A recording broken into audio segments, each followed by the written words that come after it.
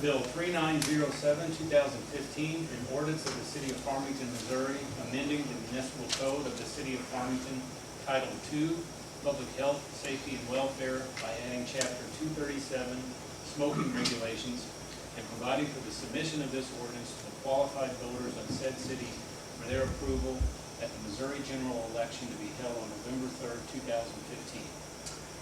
It whittled away. The second thing, I think it's an overkill. We have 9 establishments in the city of Farmington that allow smoking. All other establishments have decided not. And yet we're going to enact an ordinance to complicate business of those businesses in town. Thirdly, the businesses that allow the smoking are small businesses.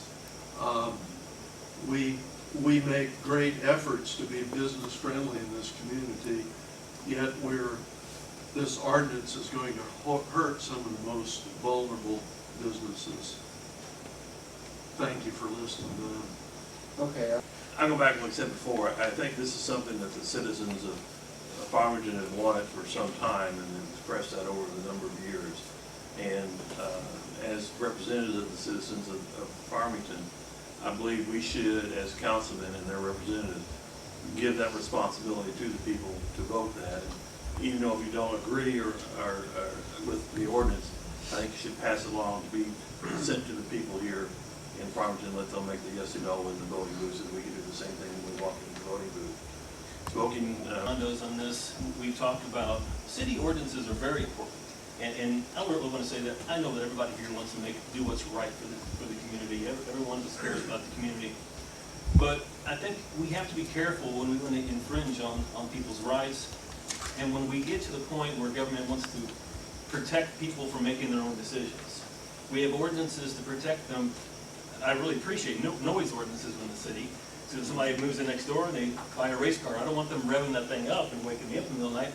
But that's something that we can have an ordinance, because I didn't go into their home to be bothered by that sound. It's covering the whole neighborhood.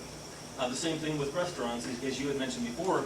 We don't want the poison in our food, but that's something that we wouldn't have anything to say about. We're just hoping that with the ordinances and the protections that they're doing what's right for the community. But I would have no idea that they're doing that. You walk into an establishment, say such as Cousins, different institutions or different places, you know whether or not they offer smoking. Whether you consider that a poison or not, it's legal in the city to sell cigarettes. It's legal in the state of Missouri. And so I'm making a conscious choice.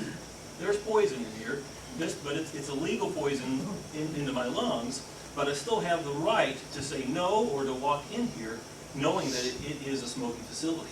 And myself, I hate the smell of cigarettes.